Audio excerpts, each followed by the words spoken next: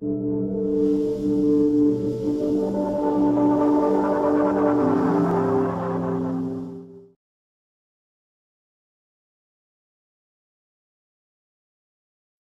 wabarakatuh. Baik, hari ini kita akan lanjutkan praktikum mandiri kita. Kali ini kita akan membahas mengenai program seleksi atau pemilihan ya. Jadi waktu kita pernah waktu kita pernah belajar masalah algoritma ya, kita pernah menemukan masalah ini, program ini, yaitu terkait mengenai struktur pengambilan keputusan ya. Jadi struktur pengambilan keputusan itu ya cara penyelesaiannya dengan menggunakan program seleksi atau pemilihan ya. Ya, nanti kita akan lebih jelaskan. Jadi di program seleksi atau pemilihan itu ada beberapa yang akan dijelaskan nanti, yaitu ada 5 poin. Yang pertama adalah pernyataan if ya, yang kedua pernyataan else, pernyataan else if, pernyataan switch, pernyataan if bercabang ya. Jadi perbedaan dari kelima ini nanti kita lihat tergantung dari berbagai kasus yang ditemukan. Yang pertama adalah pernyataan if ya. Di pernyataan if ini kita pakai ketika dalam suatu pemilihan itu ada satu alternatif saja ya, satu alternatif jawaban. Kalaupun dia tidak memenuhi ya tidak dieksekusi ya, atau tidak apa-apa, tidak dilakukan apa-apa ya. Jadi biasa kalau kita lihat itu ada program atau algoritma ya, algoritma itu kalau misalnya pernyataan satunya tidak memenuhi ya, yang kemarin itu ya, struktur pengambilan keputusan itu kalau pernyataannya tidak dipenuhi ya tidak dilakukan apa-apa ya. Ya beda dengan dua ya, pernyataan else ya. Yang pernyataan else ini ada dua alternatif ya. Jika alternatif satu tidak memenuhi ya, maka yang dipilih adalah alternatif kedua ya, seperti yang pernah ya. Jadi kayak seperti kemarin waktu kita buat algoritma menentukan bilangan ganjil atau genap ya. Jadi kalau dia bukan ganjil, dia tidak memenuhi syarat ganjil ya berarti dia genap. Atau kalau dia tidak memenuhi syarat genap, berarti dia ganjil ya. Ya, kemudian yang ketiga pernyataan else if. Ya, ini kalau dia ada lebih dari dua alternatif ya. Yang tadi ini cuma dua. Ya, ini kalau kita misalnya ada 3 alternatif, 4 alternatif dan seterusnya ya. Ya, contoh dari ini biasanya kalau di algoritma yang kemarin ya, kita mau konversi nilai mahasiswa ya. Konversi nilai mahasiswa ke nilai A, nilai B, C, D atau error ya. Ya, itu kan lebih dari dua ya, karena ada 5 pilihan. Ya berarti kita pakai ini. Kemudian yang keempat sama penggunanya dengan ini, lebih dari 2 juga. Ya, tapi ya dia lebih panjang ya, programnya dia lebih panjang dan tidak ya, berbeda dengan ini, dia lebih simple, berbeda dengan if, else dan else if. Tapi pernyataan switch ini biasa juga kita pakai ya. Tapi saya jarang sekali pakai ini. Kemudian yang terakhir pernyataan if bercabang. Ya, if bercabang ya, namanya bercabang pasti ada dua ya, ada dua lebih. Ya, artinya if bercabang itu di dalam if ada lagi if ya, atau if yang mengandung if ya.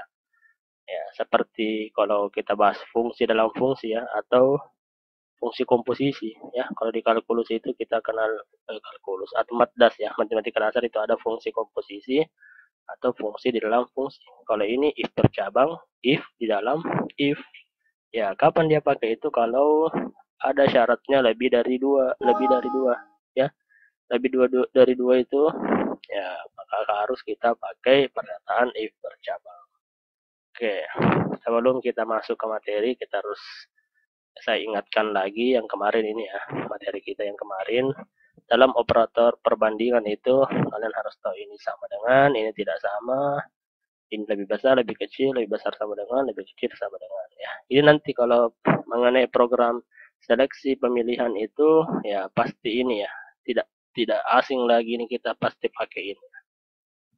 Berikutnya ya, contoh ya, tadi operator perbandingan itu kalau kita pakai ini sekedar cara program singkat saja ya. Misalnya saya masukkan A82, B26. Ya, kalau saya tes dicoba A sama dengan, ya jawabannya adalah 0. Ya, kalau dalam logika itu kalau 0 itu tidak ya. Kalau 1 itu ya. Dia hanya mengatakan apakah 82 sama dengan 26? Katanya tidak ya. Apa 82 tidak sama dengan 26? Ya, katanya ya, 1 ya. Apakah 82 lebih besar dari 26? Jawabannya 1 atau ya ya. Jadi penggunaan operator perbandingan ini bisa juga kita perlihatkan di sini ya, program ini ya. Ya, nantilah. Kemudian ya ini sekedar mengingatkan kembali bahwa ada namanya operator logika ya. Operator logika itu kalau bukan operator and dan operator atau operator tidak ya, atau ya tidak ya. Kemudian ya kita masuk ke materi ya. Pernyataan if yang pertama ya, pernyataan if. Tadi saya sudah jelaskan pernyataan if itu kalau apabila dia memenuhi kondisinya, maka bila kondisi bernilai true atau kondisinya memenuhi, ya maka statement di atas itu dia dikerjakan apabila kondisi bernilai true dan dia tidak dikerjakan apabila dia tidak memenuhi kondisi. Umumnya itu if kondisi, ya kondisinya apa ya, kalian harus tahu kondisinya apa, kemudian di kondisi itu dia harus dalam kurung ya, dalam kurung, kemudian kurung kurawal ya. Kalau kondisinya memenuhi, apa statementnya ya, statementnya apa, baru kemudian titik koma, baru dalam kurung lagi, tutup kurung lagi ya. Ya, jadi bentuk umumnya seperti ini ya. Jadi kalau menuliskan nanti program pernyataan if itu harus bentuknya seperti ini. Contoh ya. Ya, kita mau menghitung diskon ya. Program menghitung diskon kemarin saya sudah kasih waktu diskusi ya. Tapi diskon yang kemarin itu dia apapun belanjanya tetap diskon ya. Ya, sekarang kita mau dia hanya diskon kalau pembelanjaannya lebih dari 100.000 ya. Kita kasih syarat. Ya, kita kasih syarat ya. Kalau belanjaannya nanti lebih dari 10.000, maka dia baru diskon. Tapi kalau belanjaannya kurang dari 10.000, ya kita tidak diskon ya. Ya, caranya apa? Masukkan dulu jumlah pembelian ya. Ya, kalian input ini ya. Kemudian jika pembeliannya lebih dari 10.000, maka akan mendapatkan diskon 10%. Artinya ada syarat. Syaratnya apa? If ya, if pembelian lebih dari 100.000 ya, ini kondisinya. Jadi kondisinya itu ini, maka akan mendapatkan diskon 10%. Berarti statementnya diskon sama dengan 10% kali pembelian ya.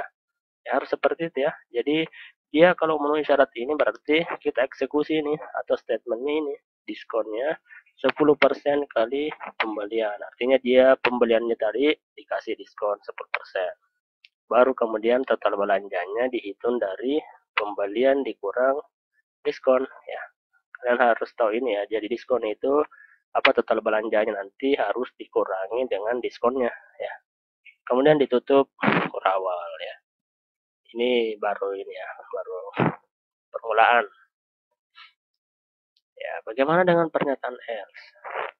Pernyataan else itu dipakai jika ada dua pilihan ya, ada dua pilihan. Yang tadi if tadi satu saja pilihan ya. Ya, kalau dia tidak memenuhi pilihan pertama ya tidak diapa-apain. Tapi kalau ini pernyataan else ini, kalau dia tidak memenuhi pernyataan pertama, maka pernyataan kedua yang dipenuhi. Tapi kalau pernyataan duanya tidak memenuhi, berarti pernyataan pertama yang dipenuhi.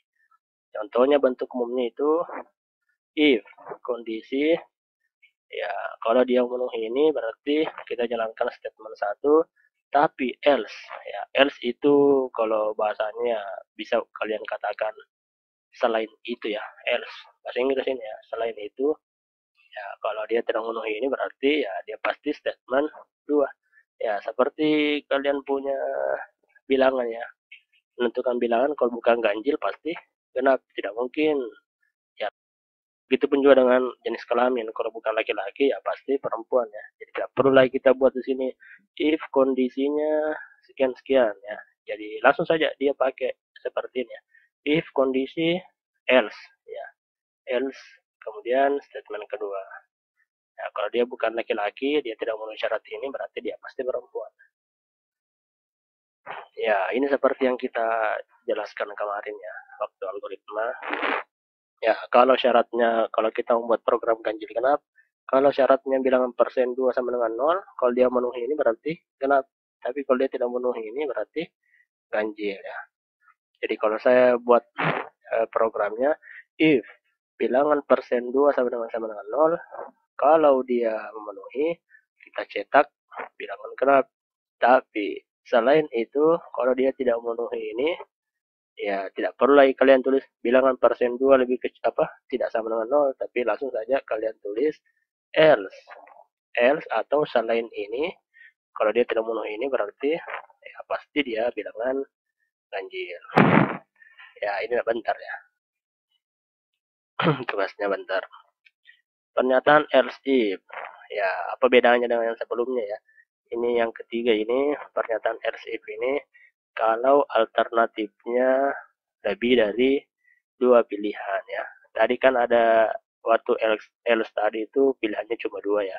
Kalau yang if tadi pilihannya cuma 1. Kalau else if ini pilihannya lebih dari 2 pilihan. Jadi di sini dibuat lagi tambahan di sini. If kondisi 1, statement 1, kalau dia memenuhi ini. Ya, kemudian ada kata else, baru if lagi. Else if kalau ya kondisi 2 memenuhi, statement 2. Kemudian else if lagi, kondisi 3 memenuhi, statement 3. Selain itu pasti statement N ya. Ini bentuk umumnya, jadi kalau misalnya nanti ada 3 pilihan, jadi cukup sampai di sini saja ya. Ini tidak kita pakai lagi ya. Ya, kalau 4 pilihan baru ya kita pakai else if ya sebanyak 2 ya. Tapi kalau kondisinya cuma syaratnya alternatifnya cuma 3, ya else if-nya cuma 1 saja. Ya contoh ya yang kemarin ya. Saya ambil yang kemarin-kemarin saja. Ini kemarin algoritma untuk konversi bilangan ya. Ya katanya kalau nilainya lebih besar dari 85, cetak A, nilainya A. Kalau nilainya berada di antara ini, cetak B. Nilainya lebih kecil dari 65, cetak C. Ya, bagaimana cara menuliskannya dalam program? If nilai lebih besar sama dengan 85, ya cetak A. Selain itu ada lagi kedua kemungkinan ya. Ya, jangan langsung beralih ke C karena ini ada 3 pilihan. Kita ke B dulu. Kalau nilainya lebih besar dan 65 dan itu kalau 2 syarat ya. Nilainya lebih kecil dari 85, ya kalau dia memenuhi syarat ini berarti nilainya B. Tapi selain itu kalau selain A dan B pasti C ya. Tidak perlu ditulis kondisinya bagaimana, nilainya bagaimana, langsung saja ya else nilai C dan seterusnya. Berikutnya ini tugas nanti ya. Berikutnya pernyataan switch. Pernyataan switch itu serupa dengan pernyataan if else if, cuma yang bedakan adalah bentuknya yang agak ribet ya. Ya, switch nilai ekspresi, kemudian di sini ada case nilai 1, statement 1. Ya, ini kalau kita bergantung dengan ini ya, nilainya bergantung dengan ini ya.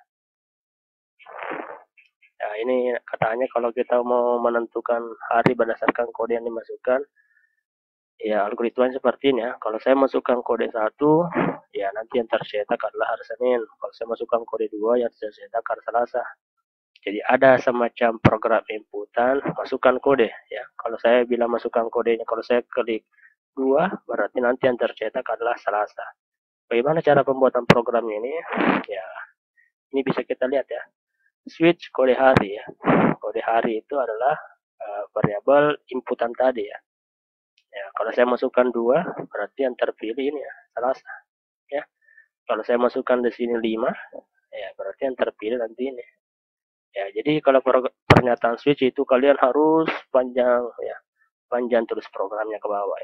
Ya, kalau pilihannya sampai 1000, ya makanya kalian harus catat sampai ke 1000 ya. Ya itu tidak apa namanya tidak bagus ya.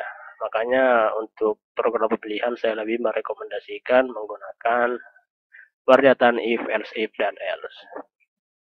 Ya, yang terakhir adalah pernyataan if bercabang. Sebenarnya ini tidak ada ya.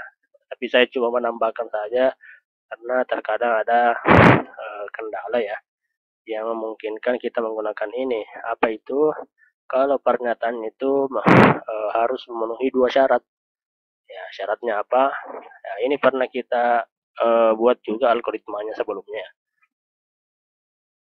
Ya, kalian harus tahu dulu pernyataan ini digunakan ketika lebih dari satu syarat yang harus dipenuhi ya.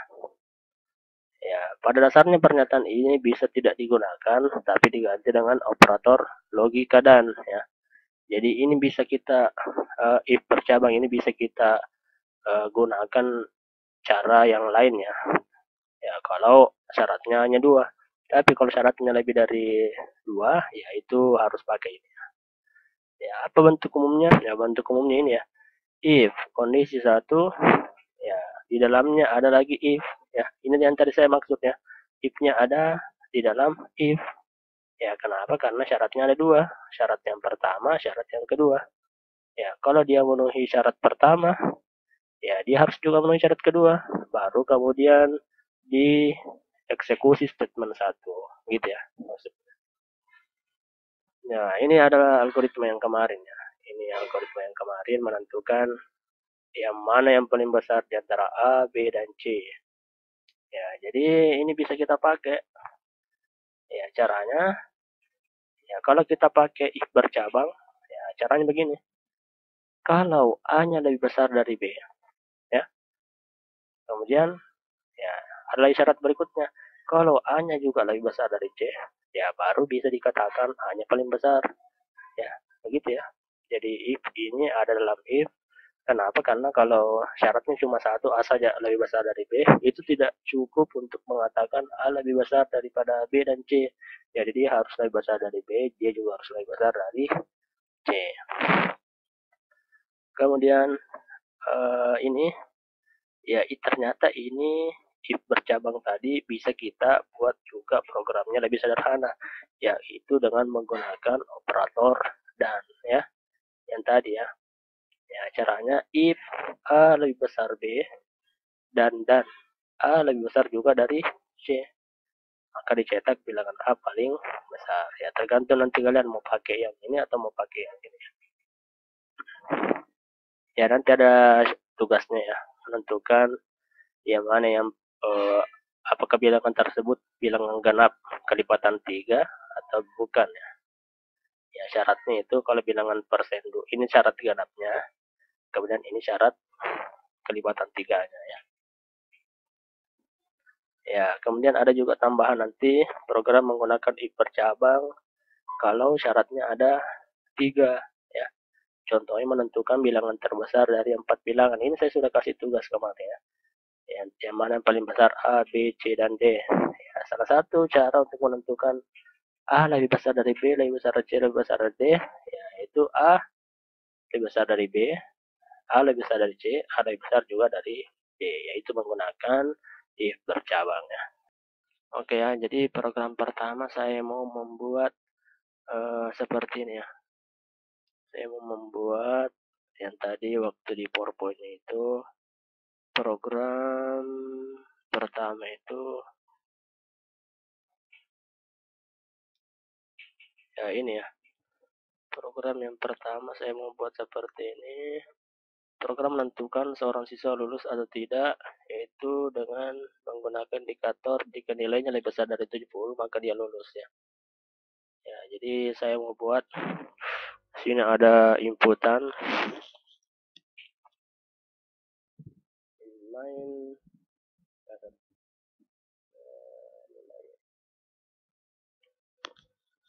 ya integer nilai, kemudian saya mau buat masukkan nilai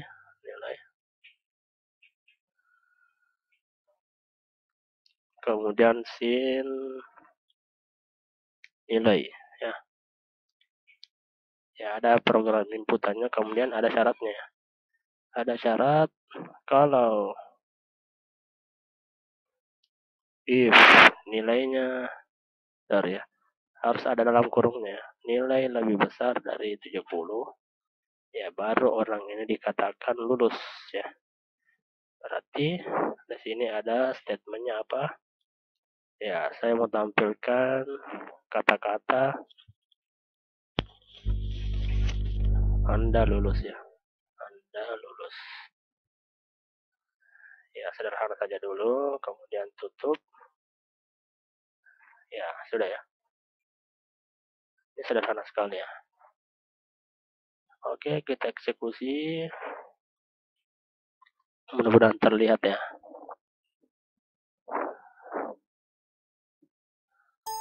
Oke, ini ada nilai, kemudian saya masukkan 65 ya.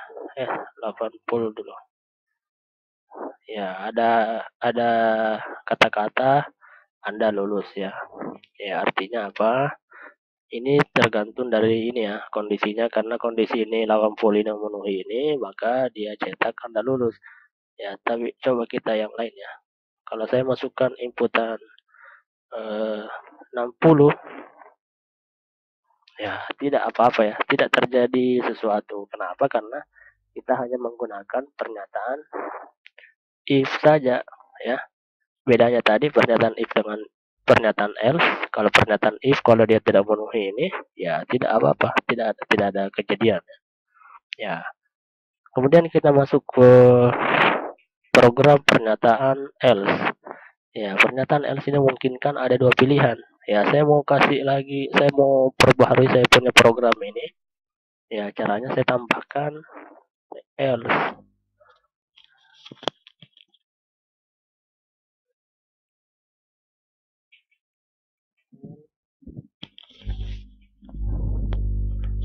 Ya, kalian tambahkan else-nya, sorry ya. In else-nya ini harus setelah ya selesai ini ya. Selesai dalam kurung ini, tutup kurung ini, baru kalian tulis else. Else. Kemudian enter ya. Apa yang kalian lakukan, jangan lupa dikasih ini ya, dalam kurung. Apa yang terjadi jika nilainya lebih kecil dari 70? Ya, saya mau cetak. Oh, sorry. Saya mau cetak Anda tidak lulus. Ya, program ini hanya bagus ketika kita pakai pernyataan else ya. Kemudian jangan lupa ditutup. Oke, kita eksekusi. Nah, ada pernyataan masukkan nilai. Pernyataan masukkan nilai. Saya tadi masukkan 60 ya. Saya masukkan nilai 60, enter.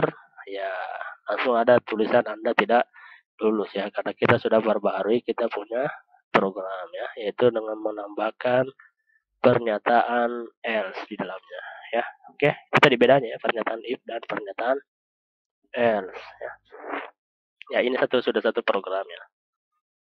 Berikutnya program yang lain, saya mau buat ya, coba saya mau buat bilangan ganjil, dan kita akan buat program bilangan ganjil genap. Ya, kita cukup perbaharui saja kita punya program sebelumnya karena ini kurang lebih mirip ya. Ya, katanya kalau nilainya ya, kalau genap itu syaratnya nilai persen 2 sama dengan 0. Udah lulus. Tapi kalau selain itu kenapa udah lulus ya? Nilai genap atau jangan nilai ya. Bilangan genap. Kalau ini bilangan ganjil. Oke ya. Eksekusi, yes. Nah, sudah ada ya. Masukkan nilai 60. 60. Hasilnya genap.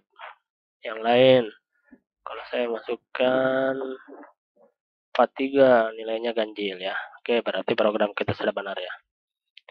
Oke, program berikutnya apa lagi ya? menggunakan pernyataan else if ya. Coba saya mau pakai ya else if misalnya konversi nilai ya. Ya, saya mau pakai ini ya. Yang tadi nilai A kalau nilainya apa lebih besar dari 85 nilainya A, kalau dia nilainya 65 sampai 85 nilainya B, kalau nilainya lebih besar dari C, apa nilai lebih kecil dari 65 nilainya C. Oke lah, kita coba buat. Ya ada 3 pilihan ya, berarti kita pakai else if. Ya, tambahkan saja else if kondisinya nanti di sini disimpan, kemudian jangan lupa dikurung, jangan lupa ditutup nanti di sini. Oke, ya cukup ditambahkan saja else if ya.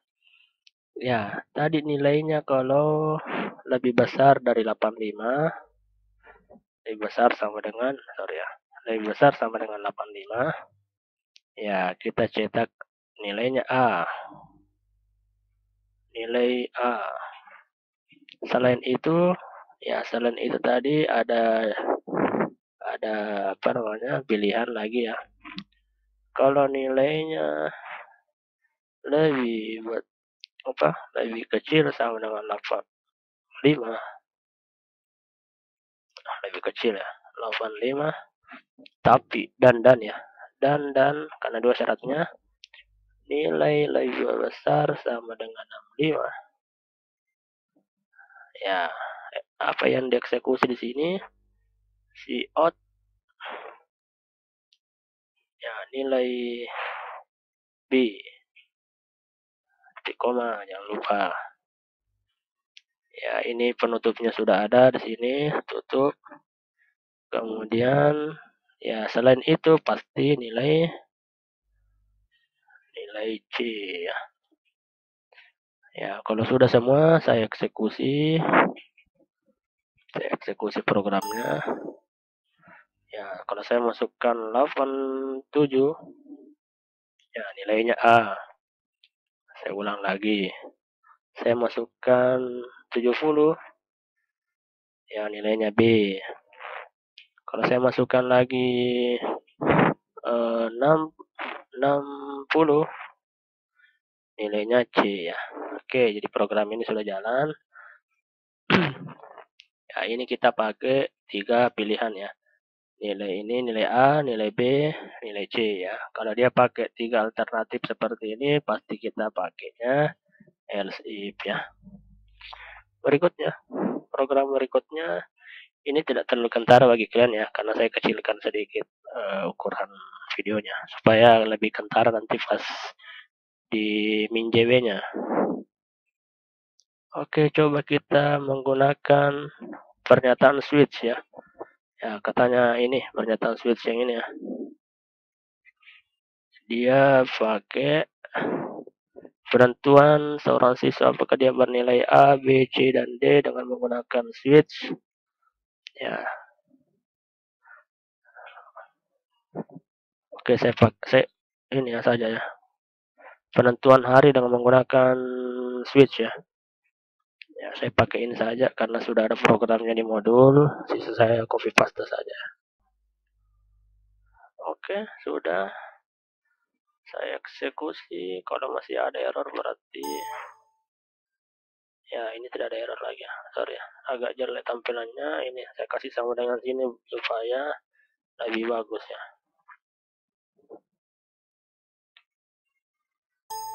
Nah, kode hari ini misalnya saya masukkan angka 2. Ya berarti yang tertulis nanti Selasa ya. Karena satunya itu dimulai dari Senin kayaknya. Ya, kalau kita lihat programnya, sini integer main, kode hari, sorry ya, kode hari, ini perintah untuk kemasukan, di sini ada switch, kode hari, case 1 itu kalau saya pilihnya katanya 1, kalau saya kasih masuk 1 nanti di situ di inputan, ya ini Senin. Kalau saya masukkan 2, Selasa. Ya, coba kita akali ini programnya. Kalau saya masukkan 7, ya Minggu. Selain itu, berarti kode yang Anda masukkan salah. Coba saya masukkan angka 8 ya. Coba ya. Angka 8 itu kan tidak masuk dalam sini ya, tidak masuk dalam case ini. Oh ya, berarti kalau dia tidak masuk dalam case ini berarti dia masuknya ke default. Default itu apa? Default itu ada kata kode yang Anda masukkan adalah salah. Ya berarti saya langgar itu ya. Ya berarti program ini bisa dinyatakan sudah bagus ya. Ya pernyataan switch nanti tidak perlu ya. Saya kira ini sekedar pengantar saja memperlihatkan kepada Anda bahwa pernyataan switch di C++ itu seperti ini. Oke, program berikutnya pernyataan if bercabang ya.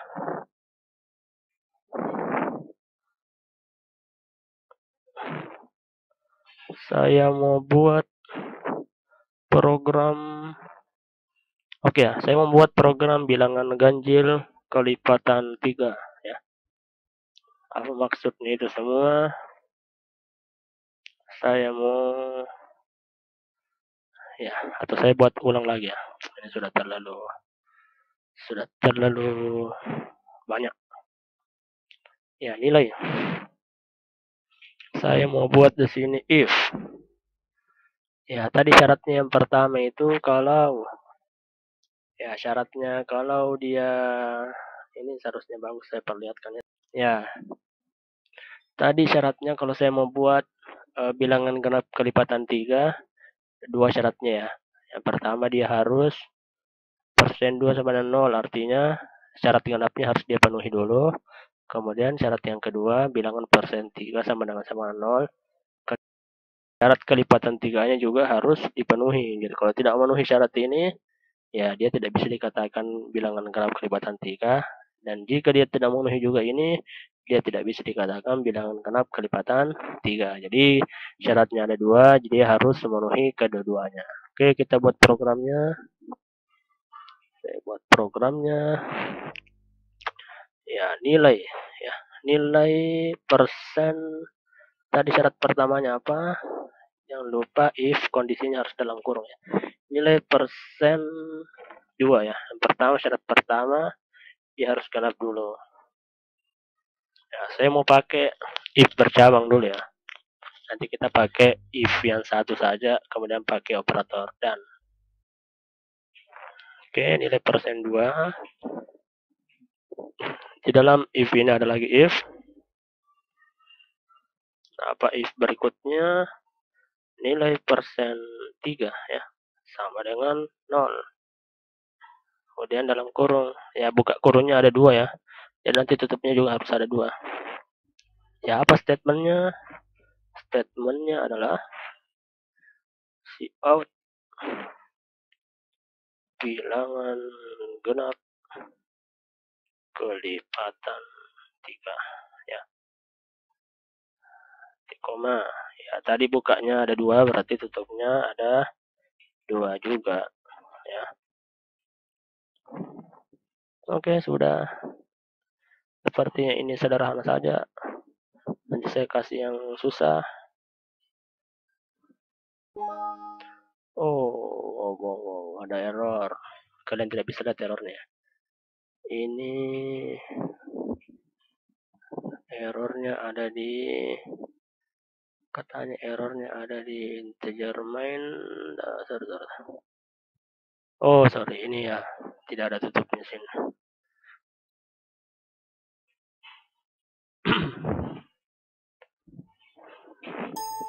Oke, sudah jalan. Masukkan nilai. Kalau saya tulis 4 kan bilang genap ya. Saya tekan enter. Ya, kenapa dia tidak diapa-apai? Karena dia salah ya. Ya, dia baru terpenuhi kalau dia genap berkelipatan 3. Coba kita masukkan 12 ya. Nah, dia 12 ini adalah bilangan genap kelipatan 3 ya. Oke, sepertinya saya harus tambahkan syarat sini supaya lebih bagus ya. Saya tambahkan syarat else ya. Else. Kenapa ada else? Karena supaya seperti tadi ya, saya tidak melihat apa-apa kalau saya masukkan nilai yang bukan bilangan genap ya. Seharusnya ada tulisan juga mengatakan bahwa kalau dia tidak memenuhi syarat, dia harus tertulis seperti ini. Bukan ya, ada kata bukan. Bukan bilangan genap kelipatan 3. Ya, kenapa harus pakai else? Supaya programnya lebih bagus. Eksekusi. Oh, salah. Kurungnya belum ada, tutupnya belum ada ya.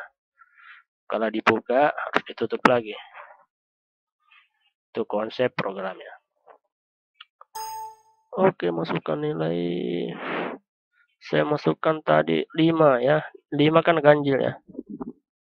Saya masukkan 9 ya. Ya, 9 bukan 9 bilangan ganjil tapi dia kelipatan 3 ya. Apakah dia memenuhi?